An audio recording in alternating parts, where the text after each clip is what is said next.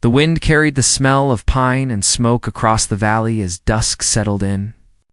The hills were darkening, and the wooden cabins scattered in the distance seemed almost swallowed by the coming night. Out here in the wild stretches of old America, where land was wide and mercy was scarce, people traveled with caution. Strangers were often met with suspicion, sometimes with kindness, but always with the awareness that the frontier demanded respect. She knew that better than most.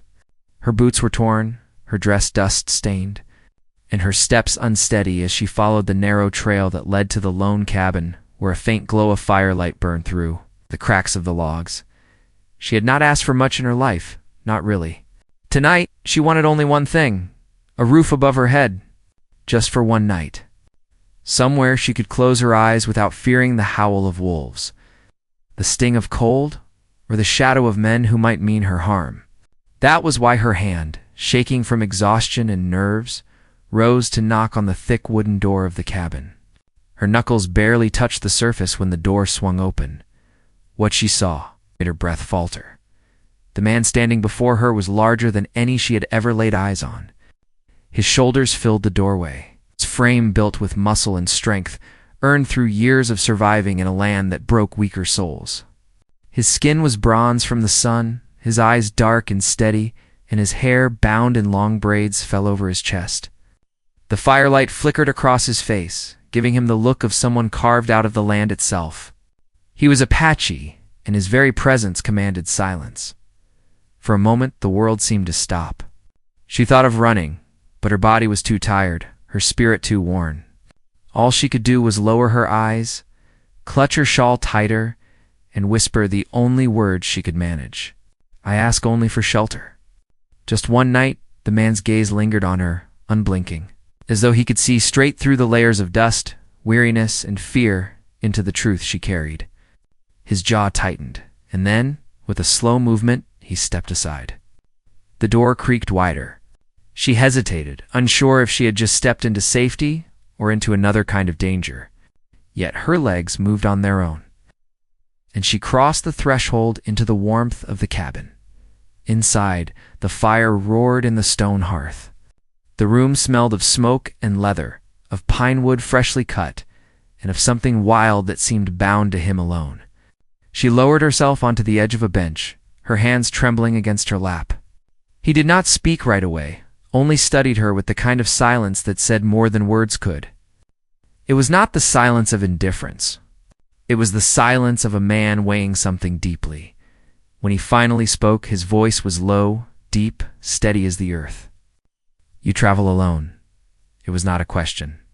She nodded. "I do. You should not." "I know." Her answer came softly, almost a breath, because there was nothing else to say. For a long time, the crackle of the fire filled the space between them. He moved across the room, each step heavy but controlled, and set down a piece of bread and a tin cup of water in front of her. She accepted with a quiet nod, though her hands trembled so much she feared she might drop it. She had not eaten since dawn, and every bite felt like a small blessing. But even as she ate, she could feel his eyes on her, steady and watchful. She wondered what he saw, a weary traveler, a beggar asking for kindness, or something else entirely. She did not know. But her heart beat harder with every glance she caught from him. She thought she would find rest here, but rest seemed far away. Something about his presence stirred unease and a strange warmth at once. She reminded herself that she had only asked for one night. Just a roof. That was all. Yet the man's stillness was deceptive. Beneath it, she sensed something waiting, something held back. Like the storm that gathers in the distance before it breaks over the land. He seemed carved from strength and silence, but desire is a force older than both. And sometimes it strikes without warning, like fire catching dry grass. The night stretched on. The fire dimmed, shadows lengthened, and the weight of unspoken things grew heavier in the room. She shifted uneasily, trying to steady her breathing, but she could feel the tension in the air thickening. He stood not far from her, his broad frame outlined by the firelight, his dark eyes unreadable. She had asked for only a roof. Nothing more? But as his gaze lingered on her, steady and unwavering, She began to realize the night might bring far more than she had expected. Her heart pounded as she lowered her eyes again, praying silently for morning. Because the giant Apache had stopped in that moment, not to turn her away, not to ask her story, not to demand payment for her stay. He had stopped because something inside him had shifted, and when his desire struck, it was as fierce and unstoppable as the land itself. And she did not yet know if that desire would be her salvation or her undoing. The fire had settled into glowing embers, throwing a faint red light that licked across the cabin walls. Outside, the cry of a night bird carried over the trees, and the silence of the wilderness pressed against the wooden walls like an unseen weight. She pulled her shawl tighter and glanced toward the window, where the glass pane reflected her face in the dim glow. The reflection seemed unfamiliar, a stranger with hollow cheeks, tired eyes, a shadow of something she could not quite name. She had wandered too far, lost too much, and yet she still could not stop moving. Perhaps it was fear that drove her. Perhaps hope. Or maybe both. The giant Apache had not spoken again after offering her bread and water. He moved with a steadiness that belonged to men who did not waste words. His silence was not cruel, but it carried a gravity that made the air heavy. She found herself wanting to fill the space with speech, yet each time she thought to open her mouth, her courage failed. There was something about his presence that held her still, as though he carried the weight of old mountains in his chest. When he finally stirred, it was only to place another log on the fire. The sparks rose and disappeared into the chimney, and she realized he had been watching her reflection in the window. Her chest tightened as she turned her face back toward her lap. "Where do you travel from?" His voice broke the silence, low and steady, like a river moving beneath stone. She hesitated. "From the east, there are many roads east of here." "Yes," she did not explain further, though his tone suggested he wanted more. It wasn't that she didn't trust him. Trust had become a currency she no longer carried. The past had stolen it from her, piece by piece, leaving behind only caution. He studied her, his dark eyes steady. He had seen enough wanderers pass through these hills to know that few ever spoke the full truth. Still, something about her frailty, the way her hands shook even as she tried to hide it, stirred a part of him he had long buried. He remembered winters where he had seen travelers found frozen in the snow, their stories ending quietly without anyone to listen. For reasons he could not yet explain, he did not want that fate for her. "You should rest," he said finally, his voice softer now. He motioned toward a blanket folded near the hearth. She hesitated, unsure if accepting his kindness would cost her something she could not afford to lose. Yet her body ached with exhaustion, and she lowered herself slowly onto the rug near the fire. The warmth seeped into her bones, and though her eyes closed, her mind refused to quiet. She listened to the sounds of the cabin, the crackle of fire, the creak of wood as the wind brushed against the walls, and the measured rhythm of his breath across the room. Each sound etched itself into her memory, as though warning her that every detail might matter later, as she drifted in and out of shallow sleep. Her thoughts returned to the journey that had brought her here. She had once belonged somewhere, a place with whitewashed fences, the smell of fresh bread, and voices that laughed freely under a sky untouched by war. That place was gone now, swept away by hands she could not fight. Each mile she had traveled since had carried her farther from what she knew, and closer to an unknown that both frightened and called to her. The Apache man across the room was part of that unknown. His presence was steady, but she sensed a storm beneath it. He was not like the men she had known in her town, men who measured worth by coin, by land, by power. His strength was not bought, not fragile. It was born from earth and survival, the kind of strength that made him appear both dangerous and unshakable. When morning light finally broke through the cracks in the cabin walls, she stirred awake to the smell of smoke and the faint aroma of roasted meat. He was already awake, crouched near the fire with quiet focus. His braids hung forward as he worked, and his broad hands moved with practiced ease. She sat up slowly, clutching the blanket around her shoulders. "Uncertain of what to say you should eat," he said without turning. He placed a portion of venison near her, simple but warm. She accepted with a whispered thank you. The silence returned, yet this time it felt different. Not heavy, not suffocating. More like a truce. As she ate, her eyes wandered to the objects around the cabin. A bow hung neatly against the wall. Arrows stacked beside it, a carved figure of a horse resting on the shelf. Each detail told pieces of his life, though none answered the questions building in her mind. After she finished, she finally dared to ask, "Why do you live here, alone?" He looked at her then, his eyes narrowing slightly as though the question stirred memories he did not often touch. Because the land does not betray, it gives what it has, and it takes what it must. His words lingered in the air, heavy with meaning she could not fully understand. She wanted to ask more, to dig into the silence between his sentences, but something in his gaze warned her to leave it alone. Instead, she lowered her eyes again. The day stretched long. He busied himself with tasks outside, cutting wood, tending to the small garden beyond the cabin, moving with a patience that came from years of routine. She watched from the doorway, the cool air brushing her face. There was something mesmerizing about the way he worked, as though every movement had purpose. And yet, beneath his calm, she sensed he was aware of her every step, her every breath. By evening, the unease in her chest had not faded. She knew she could not stay forever. The world outside still waited, and so did the dangers that had followed her. But she also knew leaving would not be simple. The wilderness stretched far, and without protection. She would be vulnerable to more than hunger and cold. That night, as the fire burned low once again, he spoke without looking at her. "The land is not safe for those alone. If you go, you may not return." Her hands tightened on the blanket. "Then what choice do I have?" He turned his gaze toward her then, steady and unyielding.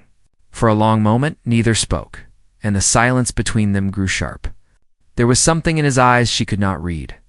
Something caught between restraint and something far stronger. She felt the weight of his stare settle deep within her chest, stirring a fear she could not name, but also something else. Something dangerously close to hope. The cabin walls seemed to close in, the fire snapping louder, as if to remind them both of the tension they refused to speak. She had asked for nothing more than a roof for one night, but the night had become more than she'd bargained for. And the giant Apache, who had once been only a stranger at a doorway, was now a shadow in her thoughts she could not push away. The land outside whispered with the cry of wolves, and the wind howled against the logs of the cabin. But inside, the silence between them carried a weight far more dangerous than anything the wilderness could offer. Neither of them knew yet which would break first, the walls of caution she had built around her heart, or the restraint he held like a blade pressed against his own chest. And as the fire dimmed, she realized that morning might bring answers she was not ready to face. The night deepened, and the fire in the cabin burned low until only a soft orange glow lit the room. She lay wrapped in the blanket, eyes open, listening to the rhythm of his breath across the space. Sleep should have come easily after days of walking and hunger, yet something inside her refused to let go. Every creak of the wood, every gust of wind against the cabin, stirred her awake. But it wasn't only the wilderness that held her captive. It was the man himself sitting in silence near the doorway, as if he had no need for rest. She wondered why he stayed awake, why he chose to sit watch instead of closing his eyes. Was it for her safety, or was it something else? Something unspoken that he wrestled with in the quiet hours of the night. She could not guess, and she dared not ask. Still, the weight of his presence pressed against her chest until finally she drifted into shallow dreams. When morning came, she woke to the smell of wood smoke and the sound of axes splitting logs outside. Sunlight streamed in through the cracks, spilling across the floorboards. For a moment, she forgot where she was. The warmth of the cabin, the steady order of his life, felt almost like a place she had once belonged. But the memory of why she had fled clawed its way back. She pulled the blanket tighter around her shoulders and sat up slowly, her heart heavy with the knowledge that she was not meant to stay. Outside, he worked without pause. His arms rose and fell with the axe, each strike splitting wood clean. She watched him from the small window, her breath fogging the glass. He seemed tireless, built from the very soil and stone of the land. She could see why people feared men like him, why his presence alone could keep intruders at bay. And yet in the stillness of the cabin, she had also seen glimpses of something else: restraint, discipline, perhaps even a quiet loneliness. Her thoughts wandered to the men she had crossed paths with on her journey west.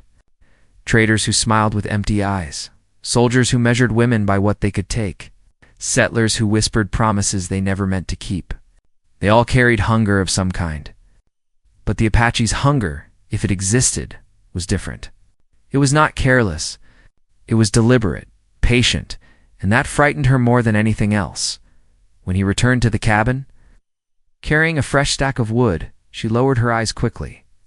He set the logs near the hearth and spoke in that calm, steady tone. "You should not travel today. The storms come fast from the mountains." She looked toward the window where the sky stretched pale and gray, heavy with clouds. "I cannot stay long." "You may not have a choice," he answered. The words lingered between them like smoke. She wanted to argue, to insist that she had control of her path, but deep down she knew he was right. The land did not care for her plans. It moved at its own will, and she was nothing more than a fragile figure walking across it. As the day passed, she busied herself with small tasks. She helped grind corn, fetched water from the barrel, swept the dust from the floor. These were things she had once done without thought. But here, in his cabin, each movement felt significant. As though she was leaving traces of herself in a place that was not hers, he watched her sometimes. Though he tried not to show it, when she bent to sweep the floor, or when she pushed a strand of hair behind her ear, he caught himself staring too long. Desire was not a stranger to him, but he had learned to master it, to bury it beneath duty and silence. Yet with her, his control faltered. She was not loud or demanding. She did not beg for attention. She carried herself with quiet determination, even in her weariness. That alone unsettled him more than he wanted to admit. As evening fell, the storm arrived just as he had said. Rain lashed against the cabin, and the wind moaned through the trees like a wounded animal. Inside, the fire roared again, the only shield against the storm's fury. She sat close to the flames, her knees drawn to her chest, while he worked silently on repairing a piece of leather. For a long time, the only sound was the storm outside and the occasional snap of firewood. She wanted to speak, to break the silence, but fear of saying the wrong thing held her back. Finally, she asked the question that had weighed on her since she stepped into his home. "Why did you let me in?" He did not look up. His hands continued their work, steady and sure. "Because you knocked? That's simple?" "Sometimes it is," he said. But she sensed there was more. Something he did not say. She studied him quietly, the way his brow furrowed in concentration, the way his broad shoulders carried the weight of more than just the task before him. He was a man with history, with scars she could not yet see. She wondered if those scars were the reason he lived alone in the wilderness. Far from towns and settlements, the storm raged on through the night, and sleep was once again slow to come. She lay awake, her heart restless. Each time the thunder cracked, she thought of the men she had left behind, the ones who might still be searching for her. She had fled with nothing but what she carried on her back. And though she had not spoken of it, she knew danger followed her trail. The Apache seemed to sense it, even without her words. In the way she startled at sudden noises, in the way her eyes searched the horizon whenever she stepped outside, he recognized the signs of someone hunted. He had seen it before in others who had come seeking shelter, their pasts close behind them. By dawn, the storm had passed, leaving the land washed clean but heavy with mist. He stood at the doorway, scanning the tree line with sharp eyes. She rose quietly and joined him, her voice low. "What do you see?" "Nothing," he answered. "But the land is never empty." His words sent a chill down her spine. She knew then that he sensed what she had feared to confess. That danger was not just a memory, it was near, and it would not be long before it found her again. Through the following days, the unspoken tension grew. She helped with his chores, cooked small meals, mended where she could. He showed her where to find herbs, how to gather wood without leaving too much trace. Yet beneath each exchange, the weight of what was unsaid pressed harder. One evening, as they returned from the river with buckets of water, they found fresh tracks near the cabin. Boots, not moccasins. More than one pair. She froze at the sight, her heart pounding. He crouched low, studying the ground with careful eyes. "They passed here recently," he said. Her hands trembled as she set down the bucket. She knew without asking who those tracks belonged to. The men she had escaped were not far now. He looked up at her, his jaw tight. "They search for you." She could not deny it. Her silence was answer enough. The truth she had carried like a secret weight now lay bare between them. That night, the fire burned low, but neither of them slept. She sat near the hearth, staring at the flames, while he sat by the door, his bow within reach. The silence between them was no longer heavy with unspoken desire alone. It was sharpened now by the knowledge that danger pressed closer with each passing hour. She had come to his cabin seeking only a roof for one night. But the night had stretched into many, binding their fates in ways she had not foreseen. The storm outside had passed, but another storm was rising, one made not of rain and wind, but of men, choices, and the shadows of the past. And as the darkness pressed around the cabin, both of them knew the peace they had shared could not last. Something was coming, and when it arrived, neither the giant Apache nor the weary traveler would leave unchanged. The night after the tracks were found, the cabin felt smaller than ever before. The fire burned steady, but the warmth did nothing to ease the chill that settled in her bones. She sat on the rug with her arms wrapped tight around her knees, staring into the flames as if they might answer the questions she carried. Across the room, the Apache sat with his bow laid across his lap, his eyes fixed on the door. His silence was deeper now, heavy with vigilance. It was not the quiet of a man at peace. It was the stillness of a hunter waiting for a storm. She wanted to speak, to confess all the things she had hidden since arriving at his door, but her throat locked tight. If she told him the truth, that the men who had once claimed power over her life were close, he would be bound to her fate, whether he wanted it or not. And yet she knew that even without her words, he already understood. The way he scanned the tree line each morning, the way his jaw tensed at every sound outside, proved he had seen the danger creeping closer. Sleep refused to come for either of them. The wolves howled in the hills, their voices carried by the wind, and every sound in the forest seemed sharper, nearer. Once, in the dark hours before dawn, she caught him looking at her. His eyes were steady, but they carried a question she could not answer. She turned away, her heart pounding, caught between the weight of gratitude and the pull of fear. When morning broke, mist rolled thick through the valley. The world looked blurred, as though the land itself was hiding. He moved quietly through the cabin, gathering supplies, arrows, strips of dried meat, a small pouch of herbs. She watched him with unease. He was preparing, though he had not spoken the plan aloud. She wondered if he meant to send her away before the danger came, or if he intended to face it head on. By midday they ventured outside together. The forest was damp, the air heavy with the scent of wet earth. She followed as he led her along a narrow trail, his movements silent and precise. They came to a ridge where the land dropped into a clearing below. He crouched low, motioning for her to stay. Her chest tightened as she knelt beside him. Down in the clearing, faint but clear, were the remains of a campfire. Fresh, the ashes were still warm. A boot print marked the mud, pressed deep from weight. He studied the ground with careful eyes, his hand brushing the earth, his expression hardening. "They are close," he said, his voice low. Her stomach nodded. She had feared this moment, but seeing the proof made it real in a way words never could. She lowered her eyes, shame pressing down on her shoulders. She had brought this upon him. His life, once quiet and solitary, was now tangled with her past. That evening, back at the cabin, the air between them felt charged, brittle. He worked on sharpening his blade by the fire, the rhythmic scrape filling the silence. She sat across from him, hands trembling in her lap. Finally, she found her voice. "They will not stop. They never do." He looked up, his eyes steady on hers. "Who are they?" The words caught in her throat, but she forced them out. Men from the town I left. They believe I belong to them. I ran, but they follow. They do not forgive. They do not forget. His jaw tightened, though his expression remained calm. And now they come here. Her eyes burned with unshed tears. I never meant to bring this to your door. I only asked for one night. Just one night, but now...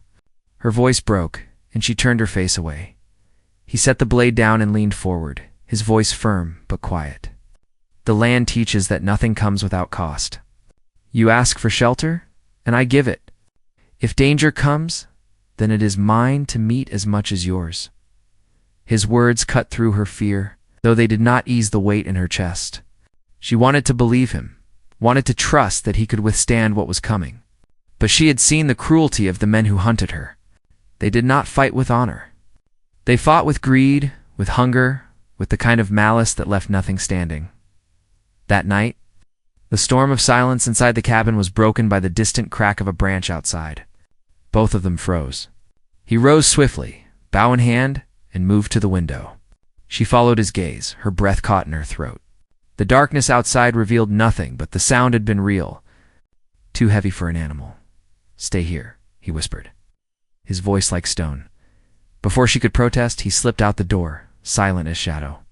The cold air rushed in as the door closed behind him, leaving her alone with the fire's faint glow.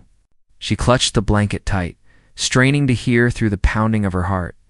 Minutes dragged on like hours. Every crackle of firewood, every howl of the wind, made her flinch at last. The door opened again, and he stepped inside, his presence filling the room once more. His eyes were sharp, his movements controlled, but his expression told her what she feared. They are near, he said. Her breath shuddered. The walls of the cabin, once a place of safety, now felt like a trap. She rose to her feet, her voice shaking. We cannot stay here. They will come. They will not rest until they find me. He studied her for a long moment, his silence weighing heavy. Then he shook his head. Running will not stop them. The land leaves traces. They will follow. Better to face them here, where I know the ground. The finality in his tone silenced her, though her heart raced. She knew he was right. Yet the thought of bringing bloodshed to the place that had sheltered her filled her with dread.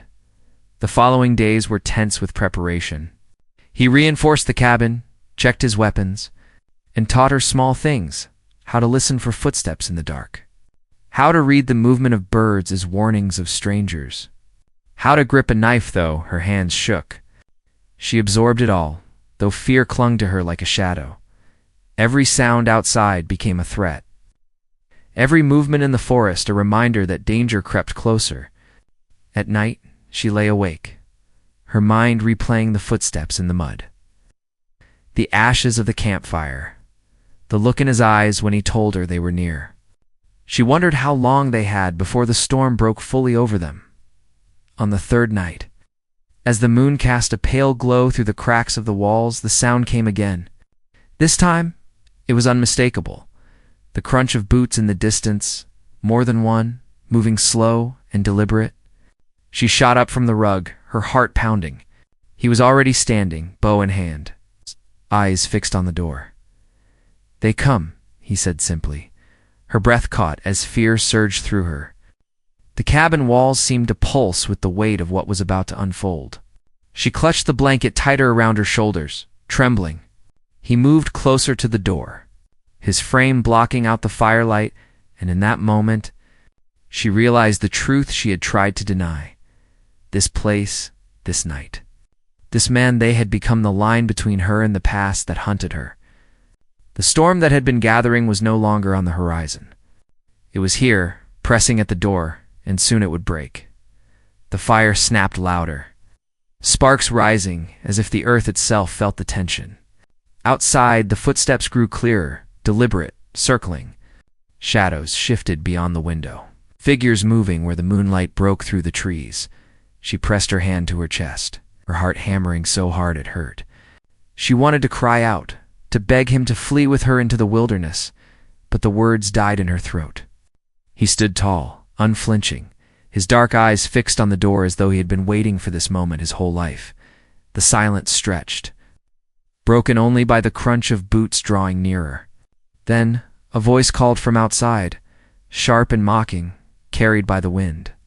"We know she's in there. Send her out and maybe we'll let you live." Her blood ran cold. The fire flickered, shadows dancing wildly across the cabin walls. She looked at him, fear and guilt warring in her chest. But his expression did not change. His jaw tightened, and his grip on the bow grew firmer. The moment had come. The storm was at the door. And as the shadows outside grew darker, she knew nothing would ever be the same again. The voice outside echoed like a blade drawn against stone, sharp and taunting. The woman pressed herself against the wall, her breath shallow, her pulse thundering in her ears. The Apache stood still, a mountain in the firelight, his eyes never leaving the door. The silence that followed was worse than the words. It was the kind of silence that comes just before thunder splits the sky. Then the sound of boots drew closer, crunching over the damp earth. More than one set, heavy, determined, circling like wolves that had caught the scent of blood. She wanted to cry out, to beg them to leave, to tell them she would surrender if it meant his safety. But when she opened her mouth, no words came. He raised a hand, silencing her without looking back. His body was steady, but she could see the storm in his eyes. The first shadow appeared at the window, a blur of movement before a fist slammed against the wooden frame. "Send her out, Apache. She don't belong to you. You don't want the fight we bring," his voice answered, calm but unyielding. "She belongs to no man." The words cut through the night, strong enough to make her knees weaken. For a breathless moment, the men outside did not respond. Then a laugh broke the silence, cruel and mocking. "We'll see about that." The next instant, the door shuddered under the force of a boot. Once, twice, the wood groaned. She clutched the blanket tighter, sinking closer to the fire as though its glow might shield her. The Apache moved forward, his bow raised, an arrow notched with practiced ease. When the door burst inward, the firelight revealed three figures, rough and wild, their faces hardened with greed. The first man stepped into the cabin, his sneer curling as his eyes landed on her. "Thought you could run forever, girl?" His hand reached for her, but he never touched her. The arrow flew swift, striking the wood beside his arm, forcing him back with a curse. The Apache's voice rumbled low. "The next one does not miss." Tension snapped like dry branches in a fire. The men drew steel, their blades gleaming in the flickering light. The cabin, once a place of shelter, became a battlefield. The Apache moved with a strength that seemed more than flesh and bone. His strikes precise, his silence more terrifying than any war cry. She scrambled back, fear tightening around her, yet her eyes never left him. The clash was brutal but swift. The intruders had come with arrogance, thinking him only one man against many. But the wilderness had shaped him into more than they could ever understand. One fell with a groan, another staggered from a blow that knocked the breath from him. The last, the one who had spoken at the door, lingered longer, his blade flashing in the firelight. He lunged, his eyes wild, but the Apache met him with a force that sent him sprawling against the cabin wall. When the struggle ended, the fire burned low, the smoke curling into the night. Two of the men fled into the darkness, broken and limping. The third lay groaning on the ground, clutching his side. The Apache stood above him, bow lowered, but eyes unyielding. "Go back," he said, his voice sharp as stone. "Tell the rest what happens when you bring your greed to my door." The man scrambled to his feet, hatred burning in his eyes, but fear stronger still. He staggered out into the night, vanishing into the trees. Silence fell again, heavy and sharp, broken only by the crackle of the fire. She sat trembling near the hearth, her hands pressed against her chest, unable to move. When he finally turned toward her, his eyes softened, though his face was still shadowed with the weight of battle. He crouched beside her, his voice low. "You are safe now." But she shook her head, tears spilling down her cheeks. "They will come again. They won't stop. I've cursed you with my presence." He studied her for a long moment. his hand resting lightly on her arm, steadying her trembling. "No, you came to my door because the land led you here. That is no curse. It is a choice. And now it is my choice to keep you safe." His words carried the finality of truth, and she wept, not only from fear, but from the release of a burden she had carried too long. For the first time in years, she felt the weight lift. If only a little dot, in the days that followed, the cabin became something new. The silence between them was no longer filled only with tension, but with understanding. She helped him mend the broken door, gathered herbs to treat the scratches he had earned in the fight, and together they rebuilt what had been shaken. Each day, the memory of the intruders lingered like smoke, but so too did the strength of the man who had stood between her and the darkness. One morning, as the mist rolled off the hills, she stood outside the cabin, staring at the horizon. The land stretched endless, wild and untamed. Once, it had seemed like nothing but danger to her, a place to lose herself and never be found. Now, it felt different. It felt alive, filled with the promise of something she could not yet name. He joined her, silent at her side. They stood together, watching the sun climb through the clouds. For a long while, neither spoke. Finally, she whispered, "I asked only for a roof. I never expected more." His eyes stayed on the horizon, his voice quiet but firm. Sometimes the land gives more than we ask. Sometimes it gives what we need. The truth of his words sank deep into her chest. She realized then that she had found more than shelter in his cabin. She had found a man bound not by greed or hunger, but by strength, silence, and a will carved by the wilderness. He had given her something she had thought lost forever, a chance to belong. Not by chains, but by choice. When the last of the snow melted, when the hills turned green again, she knew the men might try to return.